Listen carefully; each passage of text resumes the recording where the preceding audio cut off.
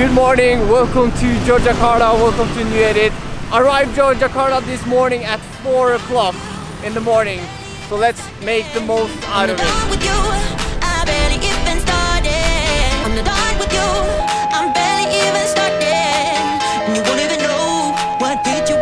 That sound for the train warning is insanely high. So here comes the train.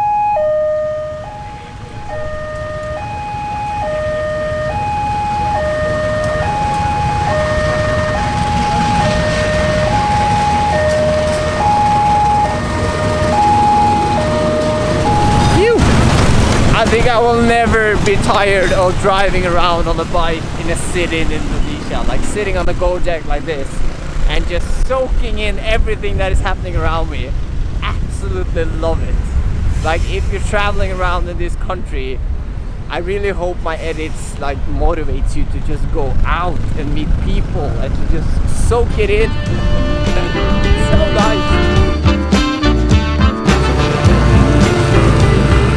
So Yogyakarta is well known for art and for a lot of different kind of markets. You find everything in this city basically, and it's such a beautiful city. But today I've never been to this traditional market, Pasar Ngazem, or I don't know how you pronounce it, but something like this. It's very close to Taman Sari. You see, we are going into the Sultan Palace Taman Sari in a bit, but it was still closed. So then we have time to check out this local market. But just check the vibe around here. All the street food, all of the life happening this early morning, but it feels like in the middle of the day because I came by night train from Jakarta yesterday. So it's already been a long morning.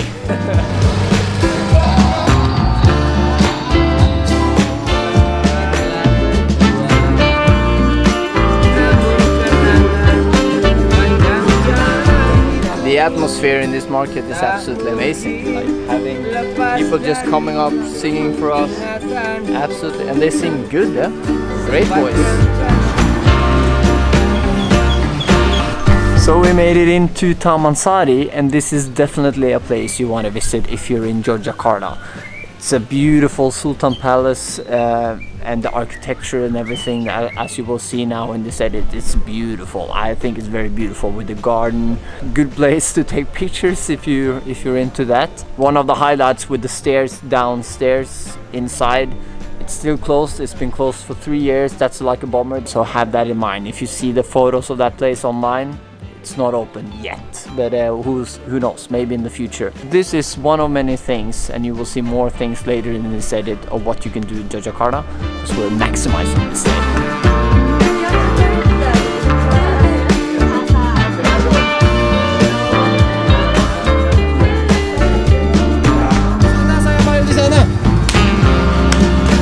Hebat, hebat, hey, hey, hey, ayo. This is proper. So I got the old style, the one with the pedals. Poor guy, yeah. And luckily I am not the most heavy guy there is. I have, whoa! Almost a crash there. Bagus ba? Okay. Okay.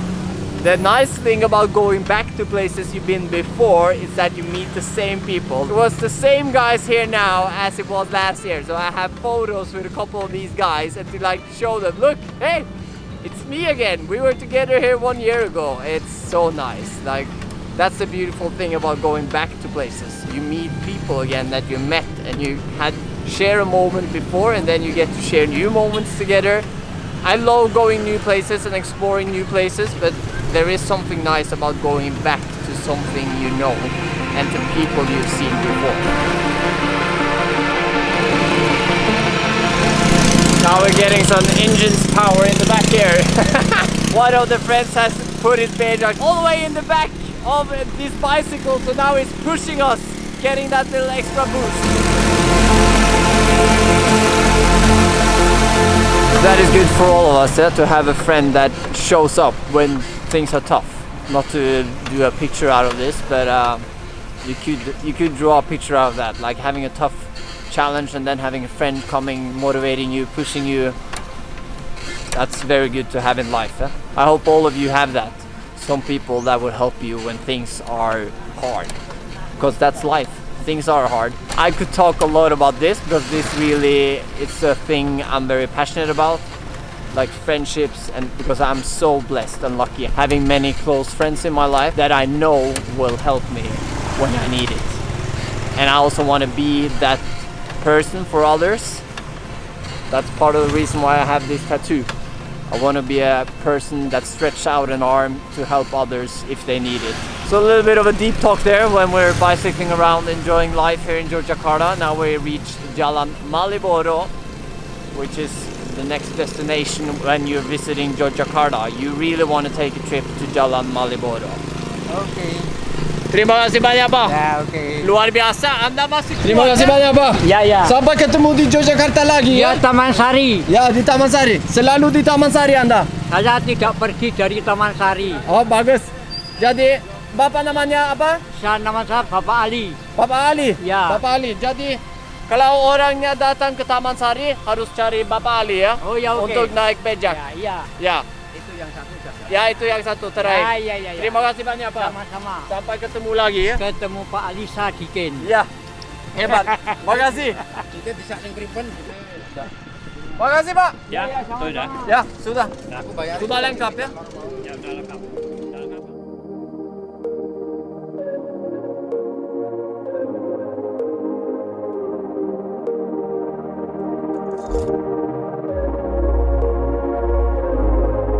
So after Malioboro Street and a quick little shower back at the hotel. Hallå, Pak. Mathias? Yeah, benar.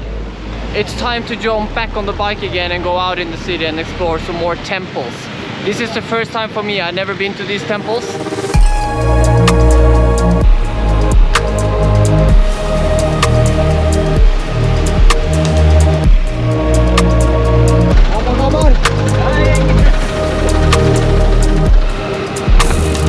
Terima kasih banyak, Pak. Apa? Saya punya teman Mr. Knut. Mr. Knut? Orang Norwegia? Benar? Ya, dulu dia. So we made it to the temple called Prambanan. So we'll see if I can get my way in here. This is a place I've never been before, but this is definitely a must-do when you're in Yogyakarta. But the other times I've been, we have prioritized Borobudur. We're doing that later in this edit. So the main attraction in Yogyakarta will come later in this edit. Now I had no idea where I'm walking. This is like a car entrance.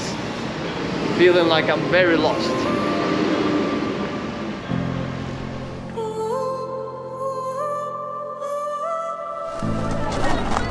Have a look at this. It's very similar to Borobudur, which you will see a little bit later in this edit. But like the details and the way they made it, it's very similar to the Borobudur temple.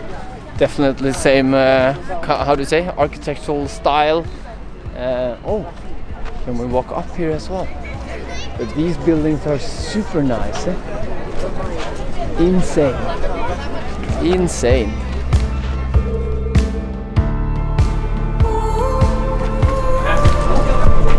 So here we're walking up and into one of the main pyramids in the middle here. It's so nice when you get to walk on it. You just really feel it.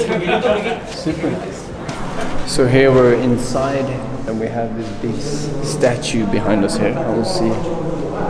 I don't see anything when I have the light on here, but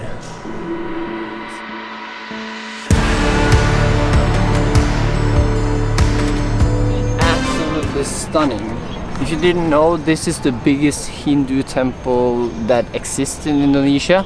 If I'm not mistaken, you have 3 or 4 different areas like this within this area. So this is huge. It was built in year 850, so it's been standing here for some years. Yeah?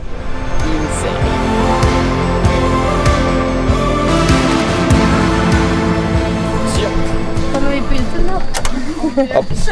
Kommer du på YouTube? Hei, hei. Hei, hei. Apa kabar, Pak? Baik, baik. Bye, bye.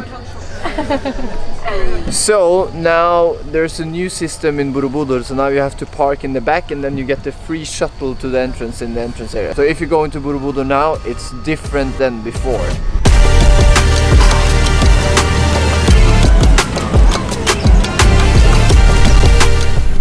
Just to know that less than a year ago all of this was the parking area. Now it's insanely beautiful here, so it's well done. Good idea to change this.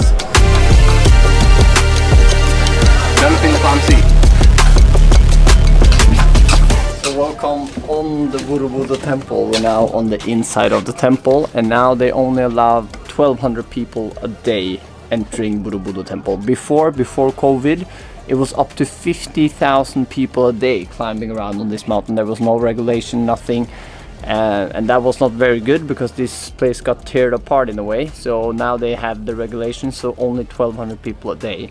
So you should come early to get your ticket if you want to be the one walking on the temple. And this temple is built over 100 years in 3 generations, and it's indeed a masterpiece. All of the details, everything is very powerful to walk around. It's 10 floor, 35 meters tall, 121 meters wide. It's the biggest Buddhism temple in the world.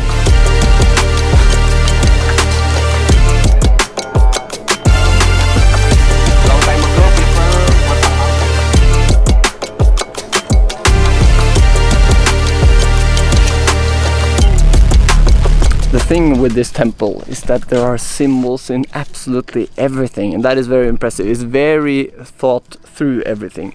Like we have now here on these clocks here, you can see that this clock here has this diamond shape, and that means that life is still kind of unstable. If we go up one more level, you see that it's a square, which symbol that life is in balance. And then the last one, the 10th floor, the Nirvana stage, there's no holes at all, as you can see, and that means that it's purified, it's empty inside, there's nothing, because all of the other ones here, they have a Buddha statue inside. It's very interesting to learn and see how everything is thought through, and there's a meaning in basically every single thing. It's not just something random they made. There's an idea behind everything. It's impressive.